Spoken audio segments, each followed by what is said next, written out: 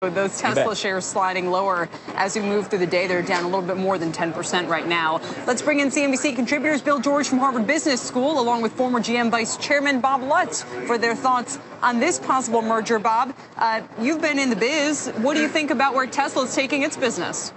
Well, I think people are finally beginning to figure it out. They've drunk the Elon Musk Kool-Aid. You haven't heard my next big idea yet. They've drunk it long enough, and nothing's working. This is analogous the Titanic taking on water after hitting the iceberg, and then tying up to a freighter that's going down. And you know, there are probably synergies in the pumping efforts and in the rescue efforts.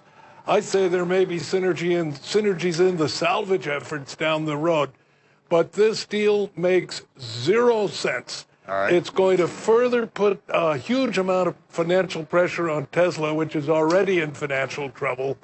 And let's not forget, Solar City has a cash drain of $6 for every dollar spent. I don't see how even the Morgan Stanley analyst and the Goldman Sachs analyst can put a positive spin on this one, although God knows they'll try. Bill, what do you think? I mean, this has been characterized not so much as a buyout, but as a bailout. And it's Elon Musk bailing Elon Musk out in this case. What do you think of this strategy? I think bailout's a good word. Look, first of all, I have great respect for Elon Musk, what he's doing to transform the automobile industry and the attention he's got from the big three producers and the German producers to really look seriously at electric cars. And people I know love the Tesla. We'll see what he does with the Model 3. He has not turned it profitable yet, but I think this is a bridge too far. And taking on Solar City, which has, as Bob said, enormous losses, and he's got to figure out how to get that right. I think he is treating these companies like they're private companies. He's the sole owner. He can do what he wants to.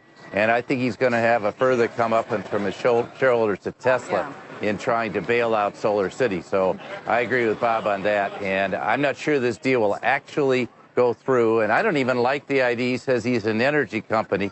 I mean, being an automobile company is tough enough. To try to take on the whole energy field is mission impossible. Bill, so I think he better get them right. I was just going to ask, what do you think is the difference between him and John Malone? As Michael Santoli pointed out to us, Malone has successfully combined and recombined his own companies for years.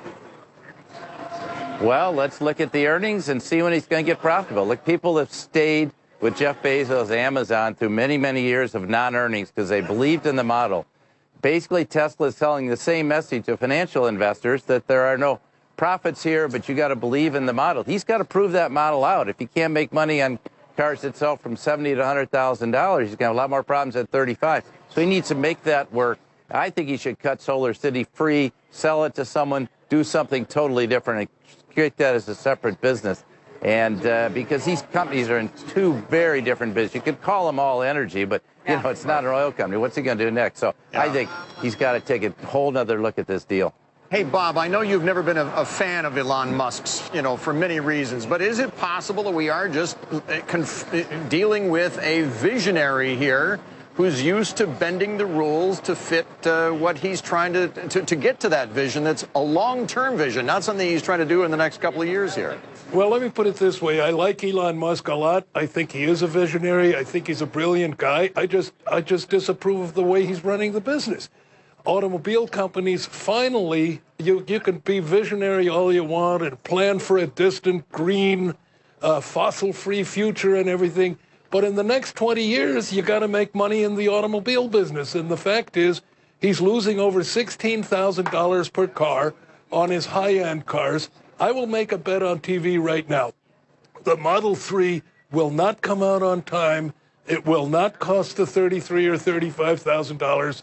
And Tesla will not make money on the car.